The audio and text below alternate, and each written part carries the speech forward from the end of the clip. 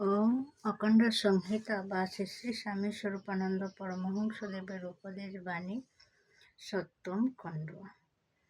শ্রমবাদের আদর্শ।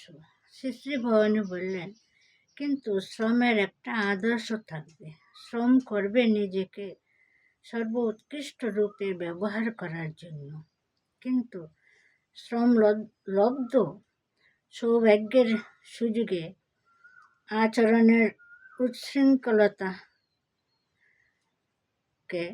এনে জীবনে প্রতিষ্ঠিত করব না। কাজ করব এমন উৎসাহ নিয়ে যেন লক্ষ বছরেও আমার মৃত্যু নেই, কিন্তু জীবনের আচরণকে নিয়ন্ত্রিত করব এমন সতর্কতার সঙ্গে যেন আজই সূর্য অস্তের সাথে সাথে মরণের পথের যাত্রী হব।